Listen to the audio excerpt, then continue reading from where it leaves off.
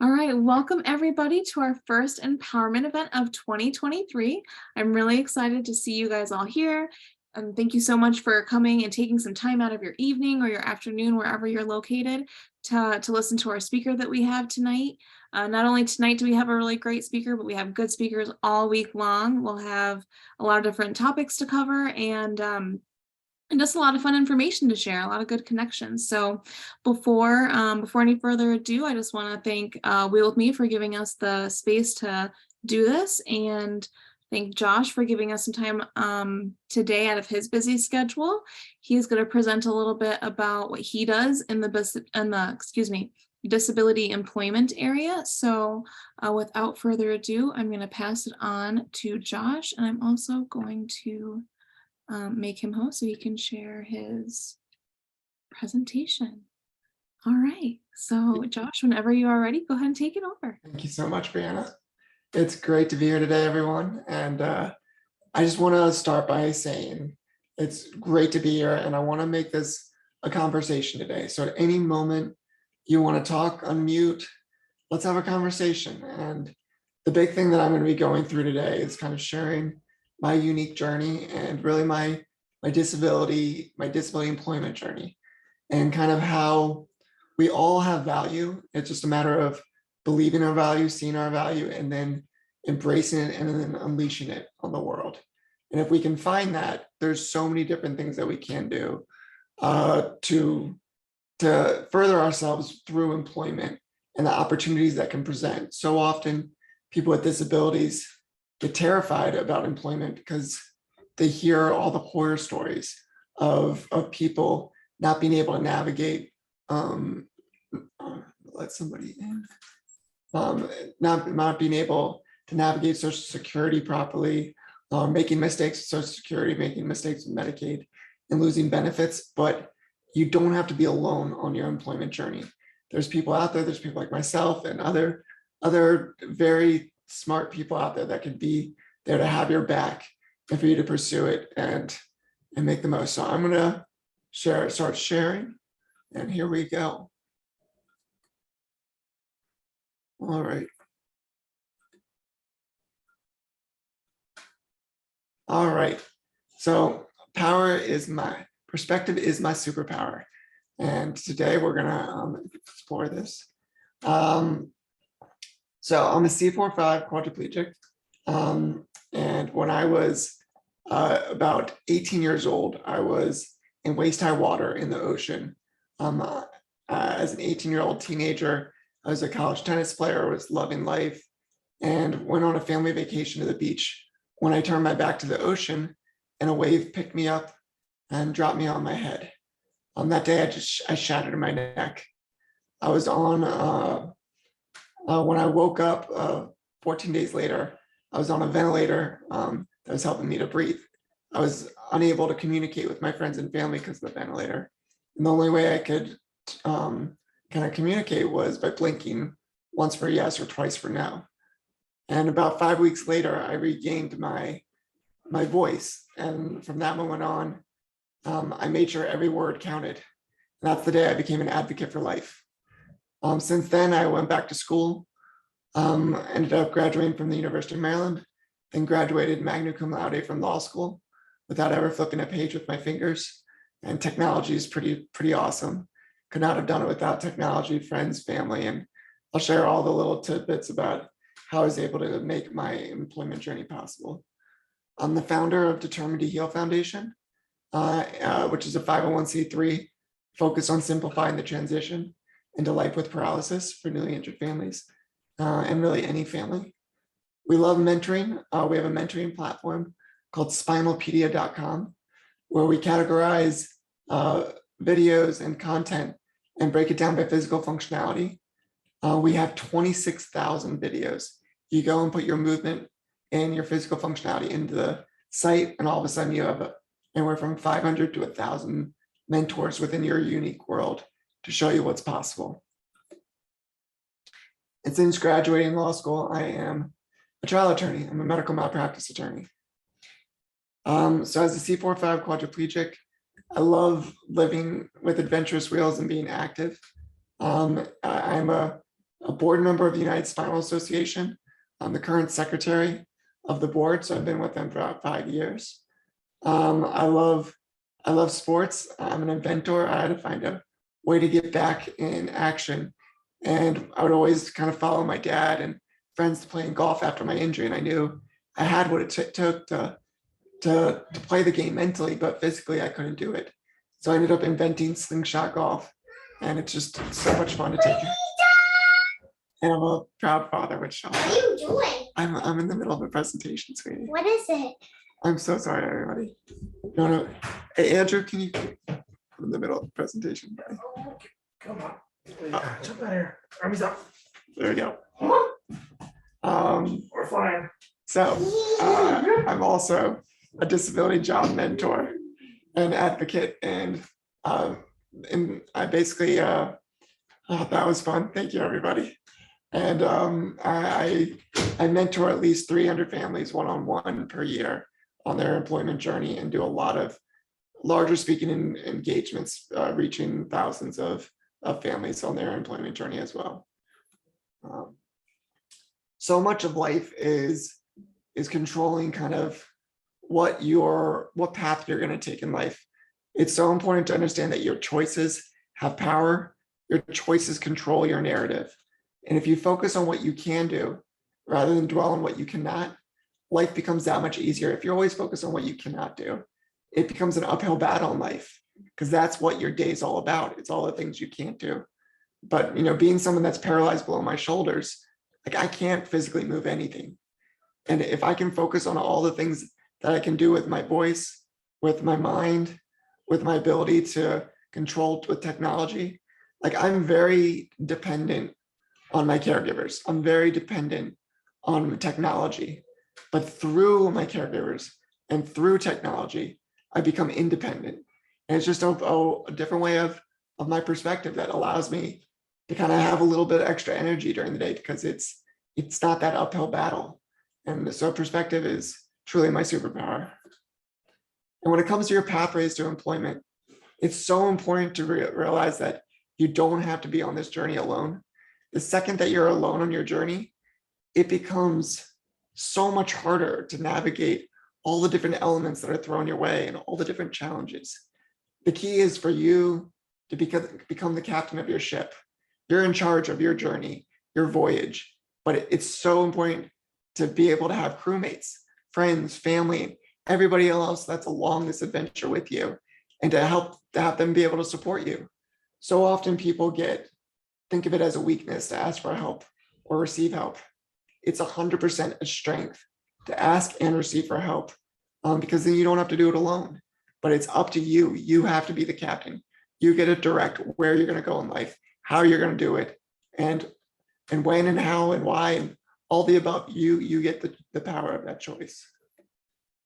So when it comes to becoming your own best advocate, I learned early on in my injury, which I was injured back in 2004, that nobody's going to fight harder for me than I'm going to fight for myself. During my entire lifetime, nobody's going to fight harder for me than me.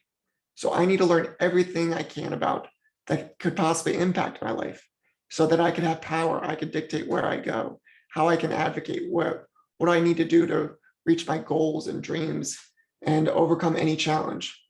So becoming your own best advocate is key for anybody, whether you have a disability or not. So, and it's at the end of the day, like I was saying before, you get to choose which path you get to go. Having options is a great thing, because you get to choose, I want to go down this road, that road, maybe these two roads together and make them parallel. It's just up to you to choose what path you go down. To do it, I'm a big believer in living with confidence. Your abilities and your wheels is, believing in yourself. You can do it. You might do it a little differently, but you can do it. Creativity with different approaches through and technology is also really important. Technology is amazing. The amount of things that I can control with my voice and my environment and my day-to-day, it's just, it took a little creativity to figure it out, to find it, and then to apply it into my life. A willingness to try. So often we get so comfortable in our consistency. I love consistency. Don't get me wrong. Consistency is key to life, but there needs to be certain moments where you break outside of that consistency, and it takes a willingness to try. Maybe your willingness to try lets you figure out how to do something that you don't enjoy 9 different ways, but if that willingness lets you find that one way you get to do it, you now have something new in your life for the rest of your life that you can apply to it. And once again, a willingness to ask and or receive help is so key to living with an adventurous spirit. Giving back is just as important. About a year after my injury, I compiled like hundreds upon hundreds of pages of information that I wish I could have had digestible, had given to me, in the weeks and months following my injury. I was like, what if it could have been simpler? Those first few months in the hospital sucked. Like there's no sugarcoating it. Being in a critical unit, being in an inpatient, having your life flipped upside down, that was not fun at all. And to have it so that it could simplify it, I wanted to see if I could do that for other families. And that's where Determined to Heal started. And that's where Spinalpedia started. So our video mentoring platform with the motto of see it, believe it, do it. And with Spinalpedia, we have over around 10,000 users and over 26,000 videos. So once I showed you guys, life changed in an instant on August 1st, 2004.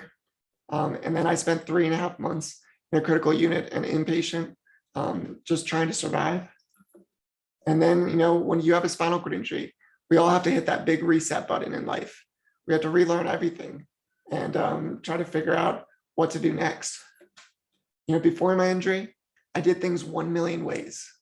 After my injury, I now do it 1 million new ways, 1 million different ways, 1 million different new and fun ways, whatever you want to go, however you want to put it together. I'm now doing it 1 million new ways. And it means a lot to be able to get outside my home and experience the world. The world is a beautiful place. And if you can do it with some adventurous wheels, you start figuring out all these new things that you can have along your entire life journey.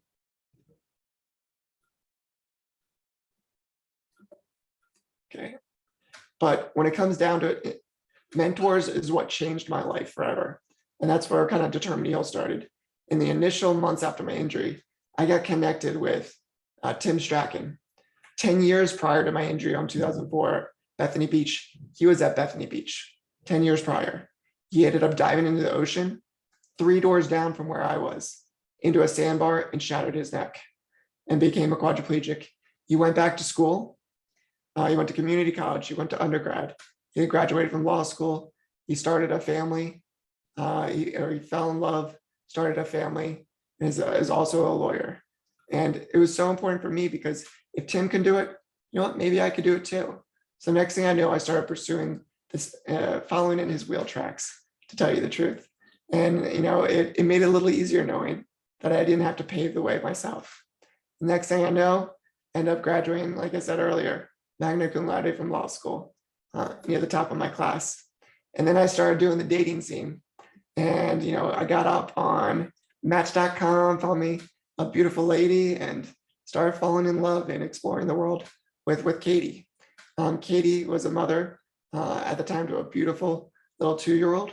And I started falling in love with her too. And, Tim ended up sharing me, if he could do it, so could I. And 11 months ago, I became a daddy to a healthy baby boy. And now we've been expanding our family ever since. And it's been a great 12 months. A lot louder too, but the cuteness level through the roof. And if you want a good read, the Washington Post ended up following our family in this article, The Gifts and Challenges of Being a Quadriplegic Father. And it also talks about, in the article, I ended up connecting with these Johns Hopkins students, and they created a wheelchair baby carrier mount. So I can now have my baby near my lap, so I can have those contact points right in front of me and wheel everywhere with him. So once again, importance of mentoring. Please come to spinalpedia.com, become a member. sign up, talk with the community, be a part of it. We're so much stronger when we're together. So when it comes to choosing the path, and I'm going to dive a little bit deeper into my path. A big thing on my employment journey is vocational rehabilitation. Every single state across the country has a vocational rehabilitation program that is run by the state, funded by the state, and through federal dollars. And within your vocational rehabilitation program, their sole purpose is to get you employed. So if you have an employment goal, they come up with a game plan with you to try to get you to that goal. One of the big troubles of vocational rehabilitation is not every caseworker is as good as the next. So it's so important to realize that if you have a caseworker that you don't like, that you're not meshing with, not working well, you have the power to actually choose to be reassigned to somebody new. You don't have to wait a year until that person quits or that person, is no longer there. It's important to know that if you're doing your rehabilitation journey, vocational rehabilitation journey, make the most of every single month that you have during that program. But they help pay for me to go to community college. I did 60 credits at community college. I then did 60 credits at University of Maryland. After graduating, they then paid for me to go to law school. There's different things that they can pay for as long as you have certain employment goals and you're working really hard, getting good grades. As long as you can prove to them that path you're going to take is going to pay off at the end, they actually get reimbursed by the federal government once you become employed. So they can pay for assistive technology. They pay for an accessible desk, computer monitors, this quad stick. They pay for a microphone. They can pay for the technology you need to be a student, to get good grades, to be able to try to do your best to learn. They're there to help make sure that you have the tools you need to do that. They also can pay for vehicle modifications. So if you buy a vehicle, they will pay for the modification to make it wheelchair accessible, or you have to make it accessible within your unique abilities. They can pay for home modifications, work modifications, they have placement assistance, job training, counseling. I cannot underscore enough how important VR, vocational rehabilitation, is. And when it comes down to when you're in school, a lot of people think of accommodations as a weakness. Again, it is not a weakness. An accommodation, at the end of the day, is a strength. It creates an even playing field. If you get accommodations, you get to show the professor, your fellow students, how much you know, because you're able to have an environment where you can thrive. And if you don't have certain accommodations in place that can help you be the best student you can be, you're at a huge disadvantage. So making sure that you have note taker scribes, scan book, assistive technology, you name it, extra time, a room where you can have a private area so you can use your voice dictation software. There's no point to have to struggle to try to prove yourself that you can do it. Get the accommodations you need to be able to make the most of your education. And that's also the most of your work environment, which we can talk later about reasonable accommodations. When it comes to finding that job, it's great to have skills, knowledge. That's so important. It's a key piece of the puzzle is what you know, what your brain can do. Second piece of the puzzle is networking. It's not always what you know, it's who you know in this world. And getting yourself out there, getting yourself outside the comfortable walls of your home, being a part of community groups like this, talking, just really putting yourself out there. When you have that knowledge, when you have that networking, and you put those together, there becomes a little sweet spot in between. This is where the magic happens. This is where the opportunity happens. And it's just so key while in school and in life is to get out there and to really make sure that you get as many experiences as possible outside of kind of the norm. When it comes to finding a job, I'm going to take a quick sip, everybody. When it comes to finding a job, I'm a big believer in the numbers game. So what I always ask families when I talk with them, your sole job when you're finding a job, whether you're working part-time somewhere or you're unemployed, if you can put out 5 resumes or 5 different job applications, creating and making sure your resume gets sent out to them. After one day, you have 5 jobs. After 10 days, you just applied to 50 jobs. After 100 days, you just applied to 500 jobs. The fact of the matter is you're going to eventually get one of them. It's the law of statistics. It's the law of the numbers game. Is it going to be hard applying to 500 jobs and not having, one of them come up maybe as fast as you want? Absolutely. But if you understand it as a game, if you apply for 500 jobs in 1 year versus 500 jobs over 10 years, you're more likely to get a job during that 1 year period than over that 10-year. But it's so important to really think about it in a way of getting out there and sticking with it and understanding, yes, it's hard, but there is a light in sight. So when it came to becoming a bar attorney, so much of it was putting the hours in. If I put quality hours in towards my education, towards my studies, that's what it came down to. And I always saw that the difference between me and my other peers was I put quality hours in. I was focused, I had a schedule, I made sure that I did what I needed to do to absorb the information and then to be able to put it out and regurgitate it onto any type of test, quiz, paper, you name it. It's at the end of the day, if you stay organized with your hours from the time you wake up to the time you go to bed, you can get a lot done in life. And this is my law firm. I'm with Jack H. Olender and Associates, catastrophic injury medical malpractice. I love being a trial attorney because it's, at the end of the day, most attorneys are nerds, and I get to be an empathetic nerd. I get to know what my clients have gone through having a catastrophic injury. And I'm able to take it to the next mile of that relationship building, making sure that they have the government assistance and programs during their case. The truth is that litigation can take anywhere from 2 to 4 years. It's a long time. And to be able to be there with them, I love that more than anything during that. And also probably one of my biggest successes with helping families building out life care plans. A lot of attorneys use boilerplate life care plans. This is where kind of the damages come in. How much is your case worth? And every case needs to be customized based on that unique person. And I know how to do that better than anybody because I live it every day. When it comes to navigating benefits, one of the key areas is making sure you don't have to do it alone. In 1999, they passed the Ticket to Work Incentive Improvement Act. And what they realized was people with disabilities always chose to survive rather than thrive with work. They chose to survive in the community, and they weren't pursuing employment in great numbers because people that did pursue it ended up, not communicating properly with Social Security and owing tens of thousands of dollars. Or when they became employed, they'd lose their Medicaid. So now there's different things called Medicaid Buy-In programs and other programs that allow you to work higher than Medicaid asset limits and income limits and keep your benefits. And I do this with families every single day, letting them know they can do it. And we'll talk a lot more about that, but through the Ticket to Work program, you actually get assigned a benefits planner, and they create customized benefits plans for you, at least the good Ticket to Work employment networks.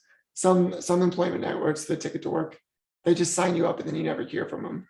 And it's really sad when that happens. It happens a little too often. But like in the sporting world, you as the athlete get to choose your agent. So you can switch to a new employment network at any moment of your employment journey within the Ticket to Work program. So like a Medicaid Buy-In program, 46 out of 50 states have a Medicaid Buy-In program.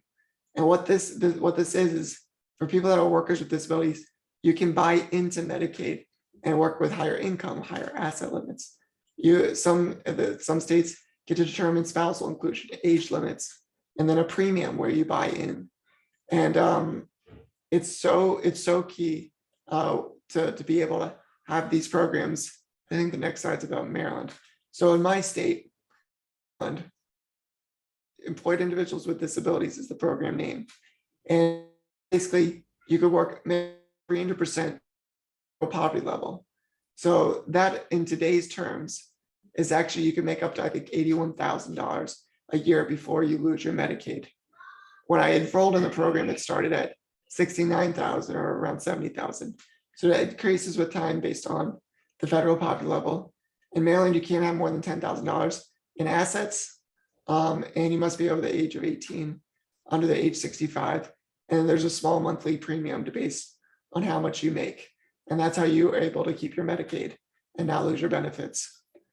Over the last 4 years, I've been advocating with the previous governor who just stepped down after 2 terms, and basically got his administration to agree to lift in Maryland all income and asset limits for workers with disabilities.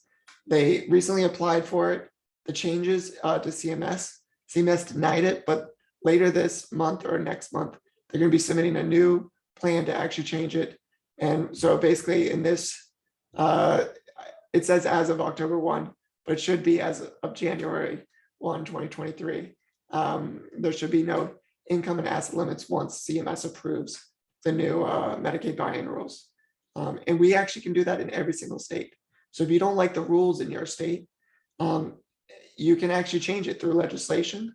We dropped 2 bills in Maryland this year to try to codify what the changes are that CMS is doing, or that we're asking CMS to do through the state plan amendment.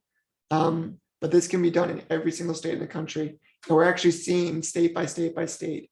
New Jersey just passed a law about January of last year, lifting all income, asset limits, age limits, spousal inclusion from their program. Washington State has a great one with no income and asset limits. You've got over 10 to 15 states that have no income and asset limits, which is amazing. All right, at the end of the day, adventurous spirit, so a willingness to try. I want to dive into this and what it means to me. I've always had a little bit of an adventurous spirit, just being able to be curious about the world. And I've, over time, as you can tell, I love, one of my nicknames in high school was Smiles. I love smiling. I love trying to bring happiness to the world and bring happiness to myself. But truly, having your attitude determines your direction. And if you can put yourself in a good spot where you believe in yourself, it's just, life becomes that much easier. So we talked about this stuff, these living with adventurous spirit earlier, and now I'm going to put it to action and share a few little things that might kind of surprise you. But I was telling you that Mother Nature, I ended up breaking my neck in the ocean in 2004, and I was determined to get back into the ocean to let Mother Nature know that I'm a force too, and that life goes on, and I can still do beautiful things. So I was able, thanks to Life Rolls On Foundation, when I came to Virginia Beach a few years back, I was able to go and get some of my surfing on. I talked to you guys about slingshot golf. So with a caregiver, I let them know the height, the line, and if they pull it back to their chest or their shoulder, it can go anywhere from 100 yards to 150 yards and just drop on a dime. And then I invented a pendulum putting device, the protractor. And depending on the protractor ruler arm, you can set a 5-foot putt to a 120-foot putt. And it's like playing like a video game live. The controllers do exactly what you tell them to do. So during COVID, this was absolutely my favorite thing to do and to get out there and to have fun. So my friends ended up going on a bachelor party, and they all decided they wanted to go paintballing. So they're like, Josh, you're gonna come? I'm like, I don't know if I can do it. And then they're like, Josh, really? Figure it out. I was like, okay, you guys are right. So I ended up finding this mount, attaching that gun to it, and then putting a string from the trigger to my mask, and just drove around in my wheelchair, bringing my head backwards like a quadriplegic Terminator, shooting all my friends. It was a blast. As long as they shot me below my level of injury, it was a good time. But it was so much fun. Being able to find painting again, being able to find an image that I wanted to put to paper and to try it out and to make myself, I loved art before my injury, and I love art after my injury. I just had to find a new way to let my artistic talents come out again. When it comes to sailing, I talked about being the captain of your ship. I knew nothing about sailing before my injury, like absolutely nothing. And since, I've really fallen in love with it. I live in Maryland, right outside Washington, D.C. So we have access to Annapolis, which has beautiful, beautiful waters. And this boat, I'm able to actually control the boat with just my mouth. It has 2 straws. By sipping and puffing in one straw, I control the rudder. Sipping and puffing in the other straw, I can control the strings. And I'm able to sail now the open waters just on my own, which I never thought would even be possible. But with a little creativity and technology, we made it happen. And then one day, I learned about this boat that sails the oceans. It's called the Impossible Dream. And I ended up reaching out to the owner of it. And I was like, you know what? I would love to do an adventure with 2 other families. And I wanted to introduce slingshot golf to another country. So I ended up raising some money and was able to charter the boat with 2 other families. And we ended up taking it from Key West down to Cuba and stayed 4 nights in Cuba. And we brought slingshot golf to a Cuban paraplegic. It was the wildest adventure, going over shark-infested waters in the open seas and laying out on the hammock. It was so cool.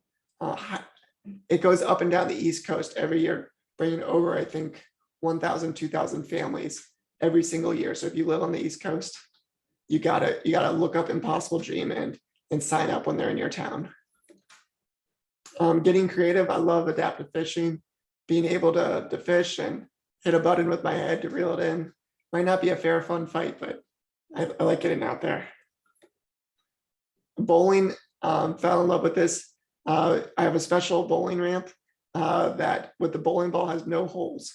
So there's actually a special weight in it. So if I angle it a little left, it spins left, angle right, it spins right, no angle at all, it goes dead straight. And you're able to bowl really, really effectively. This one's crazy. I do not recommend this for all people, but I ended up getting on a hammock on my belly with a little hang glider.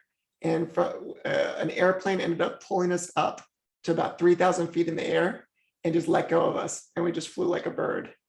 That was crazy cool. I'm not gonna lie, definitely scared out of my mind, but it was, I'll never forget it. That was such beautiful views.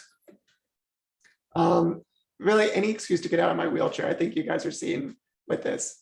They're indoor skydiving, I fly. They're all across the country. I ended up going out, trying it myself. You put a suit on. Next thing you know, you wheel up to the wind chamber door and they end up kind of leaning you forward and you fall forward, but the wind is going 100+ miles per hour. So it picks you up and you float, and depending on them change your body type, you can go from 1 foot off the ground to 20 feet in the air, and they're side by side with you. And this is all across the country and you guys can do this. Taking it to the next level, they do virtual reality on your head. So you go to the wind chamber door and all of a sudden you're like seeing what's going on in the virtual reality headset. And I chose Dubai, 5,000 miles away. And all of a sudden the person does a count of 3, 2, 1. The 2 people next to me, instructors, throw me out of my wheelchair straight in. It felt like I was jumping out of an airplane. Next thing I know, I get the sensation of the wind picking me up, but the virtual reality of the headset. It's pretty wild. And also, we're trying to bring the virtual reality into the hospital system. So through my nonprofit, we're actually working with the University of Maryland, the critical unit that I was at, where we're bringing gaming and virtual reality to the bedside of families during the initial weeks of their injury to give them independence again and to find ways to kind of combat the early on depression of bringing new independence to them, having some fun, communicating with friends and family. And it's just the beginning of the program. I'm so excited to see where it goes. Once again, a willingness to receive help. My buddy, Andre, he's like, Josh, I want to do a triathlon with you. And I was like, took me like a few seconds, like, yeah, of course. I don't know how we're going to do it, but let's find a way. We ended up figuring out different pieces of technology and equipment. Then next thing you know, he's towing me in a raft, doing swimming. We have a bike portion where he's pulling me on a bike attached behind him, and then he's pushing me. And together we are pushing and pulling each other to the finish line. And I love Andre more than anything. He's a Marine. He's just being able to do things with friends and family. It means the world to me. Sit snow skiing. It is so much fun to be able to get out there, and you get different sleds depending on if you are, quadriplegic, paraplegic, or whatever your functionality might be. There's a different sled that you can get out there and to test out the slopes. So if you're interested in doing it, it's kind of timely. Find your local adaptive ski program and sign up today. Water skiing is also pretty cool. This is basically, it's almost the same thing as the sit skiing, but out on the water, and you have two different people on the left and right of you to either help you balance, and if you can balance yourself, you go out on your own. But water skiing is a blast. Scuba diving is possible too. And it's key to get the training. It takes a lot of studying, but once you get that, it's so beautiful out there in the water, and there's so many amazing programs. All of these things I was talking about is things that I was able to do. And the next thing I know, I wanted to make sure I could give it back to families. So local families in the Washington, D.C., Maryland, and Northern Virginia area, we have now put on over 500 adventures, 1,000 different participants over the last 10 years where they get to participate. So if you're local with me in this area, I would love to hear from you so we can get you signed up. We're bringing 6 families in 3 weeks from now to go adaptive skiing. And this summer, we're redoing our Adventurous Wheel program in Virginia Beach that last time we had over 45 families participate in it. And you get to do anywhere from 10 to 15 adventures where you get to sign up over a 2 to 3 day weekend.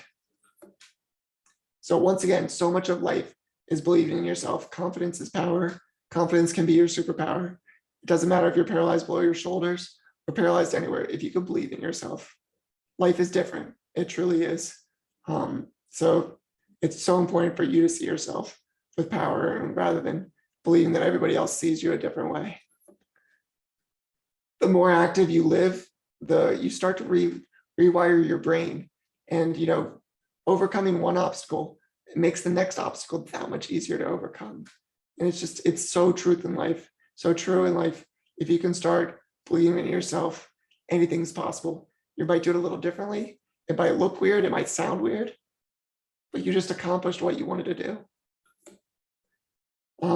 Another thing I wanted to share is a program that Determined to Heal is helping to bring to the United States. So fuelService, we've seen a lot of struggles at the pump for drivers with disabilities. We learned about a program in Europe, in Asia, that was called fuelService. It basically connected drivers with disabilities with local gas stations that are willing to come fill up the tank, where you never had to get out of your vehicle. You through the app, you let them know you're coming. They let you know if they have an attendant that is available to come fill up your tank for you, and you're on your way. And when you get there, they come out, rather than having to go to the gas station and honk your horn, begging a pedestrian, begging somebody to come out to help, or having to get out of your vehicle and asking them, can you please help me and come to my car? This streamlines it. So we introduced it first to 300. We did a pilot program in the DC area, and then we had about 350 stations that went live in the DC, Maryland, Northern Virginia area. So the way it works, real quick, you have the app, you choose that you want a gas station. It then shows you all the gas stations that are available. You click the one that you want on the way to your destination. Then a phone call goes to the gas station. It says, a driver with a disability needs help. Press 1 if you can come help them. Press 2 if you cannot. If they say yes, you can go on your way. If they say no, you learn that they can't help, and you get to try the next station that is a part of the service. And then once they arrive, you tell them what pump you're at, and they come out. And they also let you know if it's going to be 2 minutes or 5 minutes. Sometimes they might have somebody in the store that they're attending to come out, and it notifies you how for them.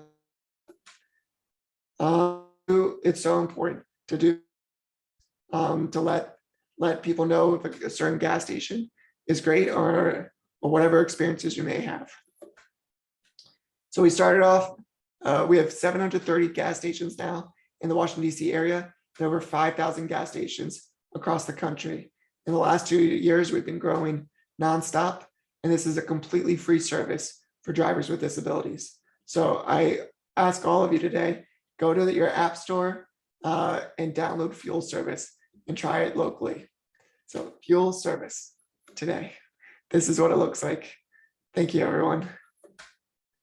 And then when it comes down, if you want to take a screenshot of this, this has my nonprofit, Spinalpedia. If you need help with vocation, one-on-one mentoring, I work with any family one-on-one, talking through your employment journey. This is my email, and this is a phone number to reach me at. I very much hope to speak with each and every one of you. And I know now that we are towards the end, we can open it up for Q&A. Oh, awesome. Thank you so much, Josh. There was so much great information. I know I was taking notes during it. Hope everyone else was kind of taking notes as well. So like he said, we are opening up for questions. Just go ahead and unmute and go ahead and ask Josh what kind of questions you got. I think we had Lauren. Lauren, did your hand pop up? If you wanted to ask a question, you're welcome to. Just go ahead and unmute your mic.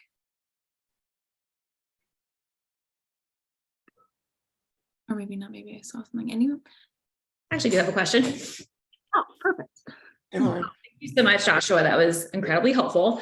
So I'm a professor at Davidson College. So I also, like you, I'm somebody who I pursued PhD, advanced education, and because working and making my own money was really important to me. But one thing I've encountered, not only with myself, but with other people with disabilities, is pay disparity. And so in the chat, I'm also going to put this in this kind of statistic. For every dollar paid to workers without disabilities, those with disabilities receive only 63 cents on average, and the pay gap widens. So the more education you have, actually, the worse, the higher disparity there is. So I'm curious if you've encountered this in terms of pay disparity and how individuals with disabilities can advocate for themselves to have pay equity. Thank you. That is an incredible conversation to have. So let's do that.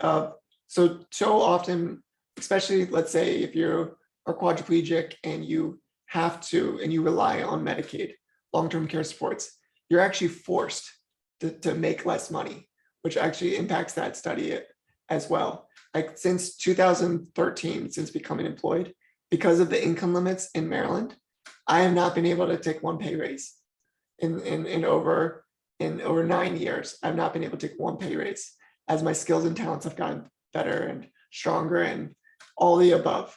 So that's one of the big reasons I wanted to change the income and asset limits in Maryland. It took me 4 years. It doesn't always have to take you 4 years. So I don't want everybody to think if you want to change those rules, it can be done faster if you're able to get certain bills passed, certain administrations to work more fluidly and not have a pandemic to slow things down. So yes, there's 100%. So often people with disabilities don't feel like they're lucky to have their job. That's not the case. Everybody has their own unique talents. You're bringing something special to your workforce, to your colleagues that none of them can bring. And understanding the value of who you are and fighting for every dollar when it comes to those pay raises, and asking if you do not have limitations on your, the benefits programs that you're in, making sure you get paid a fair salary is so important, and advocating for yourself. Every single person here is a natural problem solver. Every day you wake up with a spinal cord injury, every day or if you're a wheelchair user, you name it.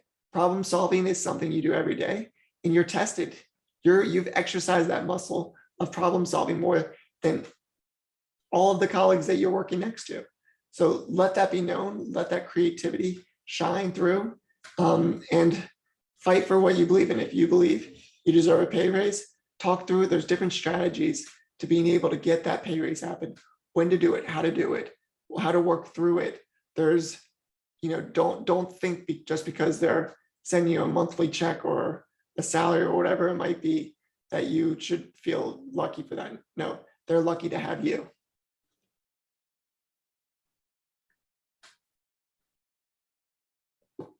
But that's a really important statistic that you shared. If you can send that to me, I'd love to look at that deeper, because that's. Sure, I put it in the chat. I don't know if you can see it, but I put the chat and then also put an article where that came from.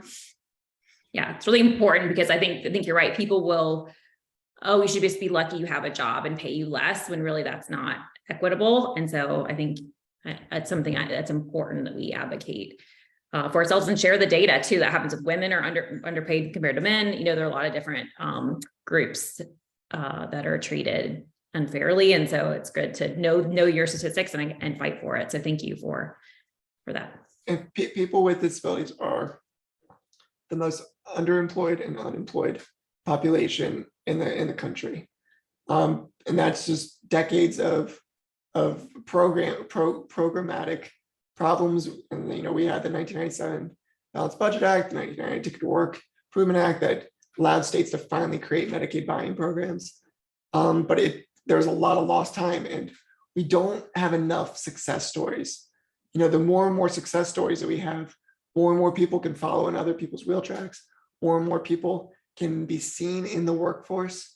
Like the more, I live in Washington, DC. Well, I live in Maryland, but I work in Washington, DC. And when I wheel down the street, a few people turn their heads. But like if I wheel down the street with 10 of my friends in chairs, everybody's turning their heads, because it's a small army. We need to get out there into the workforce in small armies and be seen and heard, and let our unique superpowers be unleashed on the world.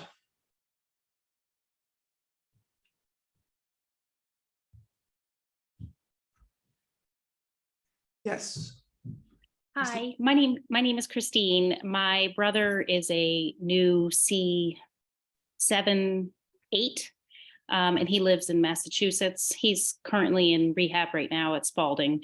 But I know among his goals, hopefully this year, upon being released from his inpatient rehab, is that he would like to return to work. He's 45 years old. He's been at a job for, I think this job for at least 3 years in sales and project management. He's ready to roll up here.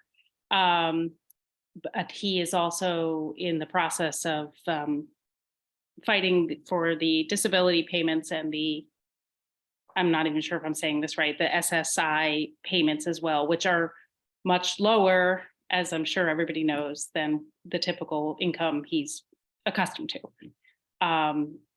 So I guess he's met with some disability lawyers, or his wife has, on his behalf, because he couldn't go. I guess, is there a network of folks or resources specific to the state of Massachusetts that you'd recommend he look into? Well, speaking with an elder attorney that you're just talking about, a disability planning attorney, elder attorney, special needs planning, they can help navigate a lot of that stuff, which it's very state specific, but there are specific federal programs that are governed by federal law. So truly, if you want me to speak with him, I can help guide you in the right direction with a lot of the conversations, either to be had with the elder attorney, or just different things that you can do as a family to get you in the right direction. Because there's every single person that I ever speak with, it needs to be customized based on their functionalities, the state they live in, what programs they're eligible for. All of those pieces of the puzzle kind of dictate kind of what your different options can be. And like I said in the presentation, it's always up to you what path you want to take as a family. Okay. And then I had one other question. You had mentioned vocational rehabilitation. Every state has one. Did you say that they also pay for vehicle modifications and home modifications too? Or is that only if your job relies on a vehicle or working out of the home? Well, most states do pay for the vehicle modifications. Some states have tightened up their budgets a little bit, but the majority of states, if you buy the vehicle, they'll pay for that adaptation, because they realize if you don't have transportation to get to work, you're not working. And a lot of the places don't have the paratransport systems, especially in the rural areas and other areas. You're not going to be able to get to work without a a type of transportation that you can confidently rely on. Okay. All right. Thank you. This was wonderful. Absolutely. Nicole, did you have a question? Yeah, I did. I was wondering, what would you recommend for someone who's tried some of the things you mentioned and come up against roadblocks? I applied to Voc Rehab over 2 years ago and was placed on a wait list. I had just got a letter stating that I was going to continue to remain on the wait list, and they had no idea when they could take me. I contacted a local elected official to see about getting in there, because basically I said I'm on the Medicaid waiver program, Section 811, and SSDI, and I wanted to find out what I could do without violating any of the rules of those programs. And so basically they said there was nothing they could do in getting me in to see a counselor, but that he would speak with me, but he didn't know the details of 2 of those programs. And also, so I basically decided when I first got waitlisted, I was just going to do this on my own and return to community college. Now, community college, I live in Maryland, it's free, but you have to pay all the fees associated with it, which are adding up to almost $1,000 for a part-time semester. And the issue with that is that it's very expensive on SSDI. And also that I can't go full-time because of the rules of the Section 811 program. For some reason, they don't let you go to school full-time, which makes absolutely no sense to me whatsoever. But I was just wondering, like, what would you recommend if you're coming up constantly against roadblocks like that? Are you still trying to get in the VR program? Is that a goal? Yes. Email me after this. I've got a lot of contacts at doors. That, okay, thank you. Yeah, because I even just said to him, I'm like, just give me a counselor, because I don't mind looking for the job on my own. You know what I mean? Because I can only do part-time with school, but I just need a way around it to get some extra income to even provide the money for school. And what's interesting is based on your disability, you actually can get in front of the line in a lot of the Voc Rehab situations. So being paralyzed actually is supposed to help you get to the front of the line with wait lists. So maybe they didn't check the right boxes or something of that sort. They said it went by the severity of your disability, and because I'm just a paraplegic and my disability is mostly mobility related, that it did not justify, immediate acceptance. Send me an email. Let's talk. Okay. And I also wanted to get the information about the activities that you were talking about too. Yep. Put in the email. So we'll make that happen. And Dawn? Yes, I want to thank you for the presentation. I really enjoyed it. I am on disability. I had a bladder augmentation because my spina bifida like over 10 years ago, and I'm still having health issues. And so I'm on disability, but I'm concerned because when my disability comes up, they said around 62, they'll cut it off and I'll go to regular Social Security, and that'll decrease. So I'm trying to plan something for when I get to 62 that figure out how I can maybe do some work on something. I'm thinking about writing. I've tried writing books, fiction books and stuff like that. So how would like self-employment? So if you make more than substantial gainful activity, you basically start triggering. If you have SSDI, you start triggering your 9 trial work month periods. Okay. If you're an SSI, you have the ability to get on what's known as the 1619B program. But if you start going over substantial gainful activity, you basically work off of those employment benefits. So as long as you stay underneath of it, you continue to work and continue to receive those benefits. But I'm a big believer that if you do the numbers with Social Security, it is only going to hold you back. If you're able to do full-time employment, or at least part-time employment with more pay than what it would be through Social Security, you're going to be better off at the end of the day working, being able to have the extra income in, and having that purpose every day of being able to get out in the community, being able to contribute, all those things. It's going to be a better quality of life. And at any point that you get below that again, you can jump back onto those programs. Yeah, I'm getting ready to have major surgery again. I'm having hysterectomy, and they're gonna look at the bladder augmentation and see if it's been damaged. So it'll be a little bit, but I'm hoping with getting the major stuff out, it helped me with maybe some of my problems that I had before. But thank you. Absolutely. Good luck with. Thanks.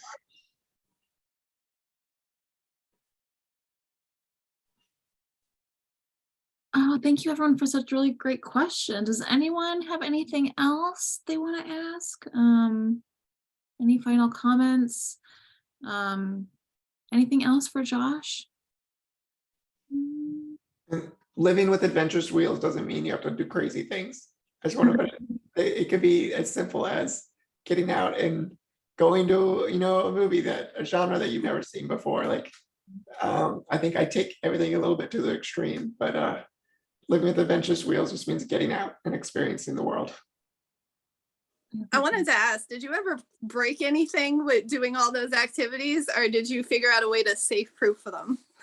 I usually am able to plan out everything to be well protected. The last triathlon I did, on the biking portion, there was a U-turn. We went around the last U-turn and was going a little bit too fast, took it a little too tight, and the bike ended up flipping and my head went straight into the curb cut. That's what stopped me. And luckily I had a helmet on that took most of it. I lost half my eyebrow and my knees were bloodied up for about a year. So that did happen. But that's pretty amazing. No, thank you. Yep. Oh, awesome, guys. Well, thank you so much, Josh, for spending an hour sharing so many of your own personal experiences and your knowledge and just a plethora of resources. I really appreciate you giving us your time and sharing all these amazing things with us. Tonight, I will make sure that when we send the recording that I will also send you guys all of Josh's email. I took a screenshot of the contact sheet, so I'm going to copy all of that for you guys and put it into the post email with the recording. Please make sure if there is something else that comes up after this meeting, please reach out to Josh. He's helped me. He's helped Jesse. He's helped my boyfriend Jake. He's helped a lot of us get some really great headway in our personal goals. And there should be nothing holding you guys back, as well, as we learned from Josh today, that literally anything is possible when you have the right mindset. So whether that's getting back to work or finding those adventures, please either reach out to us or Josh. Thank you again, Josh, for sharing such an amazing night. And I hope you guys keep coming back for Empowerment Week. This is just the first night of an amazing week. Tomorrow we have another speaker about advocacy and legislation. Wednesday, we have a little bit more information about job recruitment from another organization that helps with that. Wheel with Me Fitness will be doing a workout on Thursday, and then Friday we have a seated Zumba instructor that she's going to be kind of dancing with us. So a lot of fun stuff coming. Feel free to send this to your friends. Otherwise, thank you so much for giving us an hour of your Monday. Thank you, Josh. Thank you, attendees, and I hope to see everyone back tomorrow. Thank you, Brianna. This is wonderful, and it's so great to be able to hang out with everyone today. And Brianna, you did a great job as the MC. Oh, thank you. I have that Olender link that I made specifically for Jesse. If we can share that, so that I always know anybody that came from you guys. Perfect. I'll send you an email right now, and then you can get that to me, and then I'll just add that to the email for the attendees then. I love it. I love it. All right. Well, thank you, Josh, and you guys all have a great evening. See you guys. Bye, everyone.